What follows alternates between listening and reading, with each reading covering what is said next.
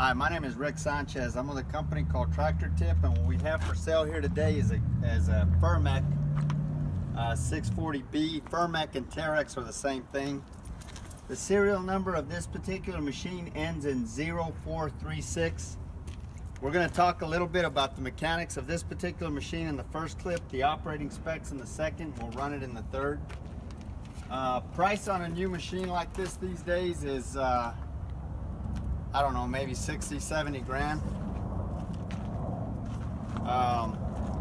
The hours on this machine are 928 hours, and those hours we're pretty confident are accurate. The guy that owned this machine kept it around his farm, and it was barn kept. He didn't run it all that much.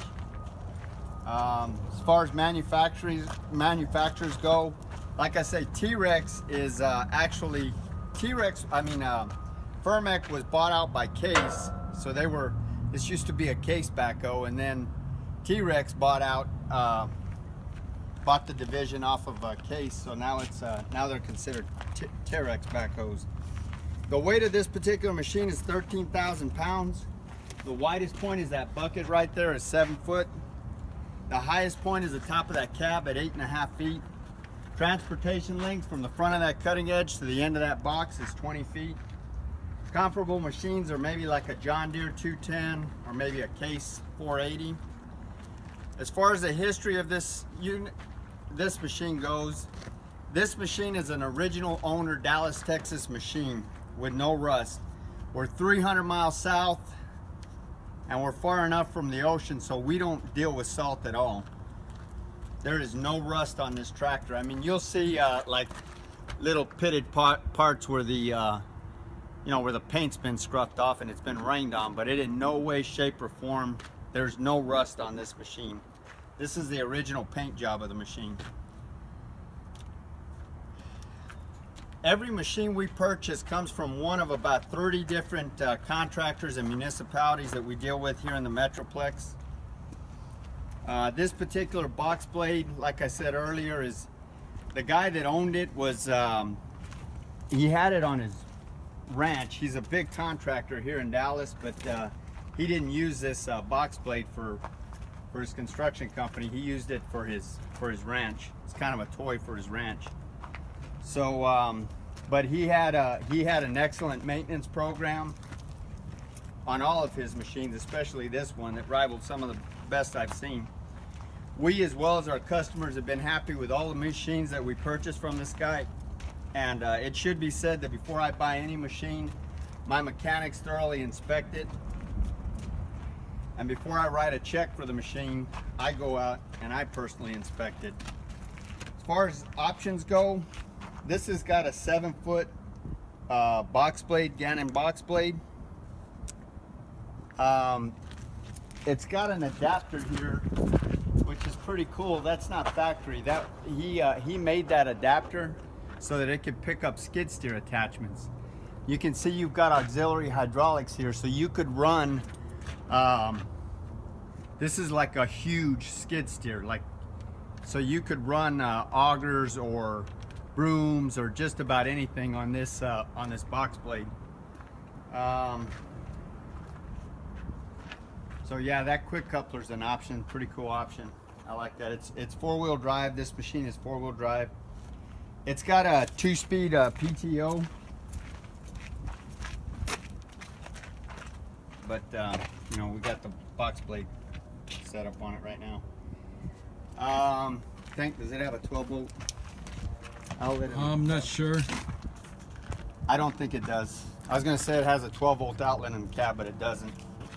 As far as the engine goes, this is a 77 horsepower Perkins engine, and I'm not real positive on how big the fuel tank is. I want to say it's like maybe 15-20 gallons. Do you know, Tank?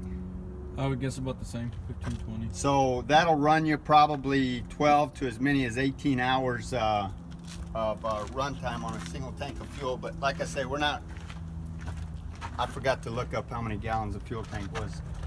All the fluid levels on this tractor are where they should be. This machine is mechanically sound. There are absolutely no leaks on it. Everything on it works. You know, it's got like a 2-speed transmission. Brake stop it on a dime. It's a really nice machine. I mean, it's easy to use. Again, it's 4-wheel drive. These tires are the original tires. They're about 85%. There's no cuts or gashes anywhere in the tires. They're not dry rotted. Like I say, this machine was barn kept. That back tire right there is a 16.924, and these front tires are 12 by 16.5s. They all match. Oh no, I take that back. This one doesn't match. It's different than that one. He might have hit something or something, but the tread depth is the same.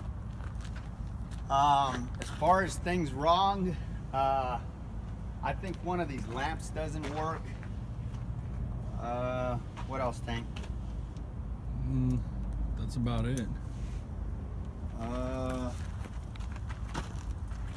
I honestly cannot think of anything that's wrong with this machine other than one of those lamps isn't working. The hydraulics are strong on this tractor. There are no cracks or welds anywhere in the work equipment.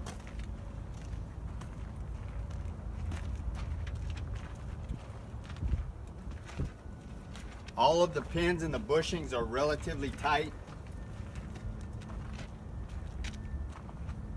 There's no deflection or any kind of problem in this on the work equipment anywhere. So you can see that cutting edge right there is like 95% on the bucket. And back here on the box blade, it's probably 95% as well.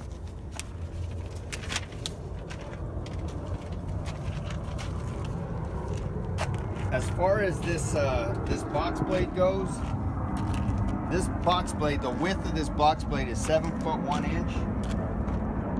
The height is 2 foot 1 inch. The depth is 3 foot 4 inches. You can see there, Tank, the little ripper teeth or scar fires. Those are about 12 inches long. As far as this bucket goes, again, this bucket is 7 feet. The height of the bucket is 2 foot 10 inches. The depth is 2 foot 3 inches, about a half-yard bucket. That hinge pin height, if you were loading into a dumpster, is about 9 inches. I think that coupler gives you a little bit more reach. As far as the breakout force goes, this tractor's got a breakout force of 8,838 pounds, and the lifting capacity, this is with a bucket, so it's more without the bucket. If you had a set of forks on there, it's 5,500 pounds. What else, Tank? Let's run it. Okay, we're gonna run it in the next clip.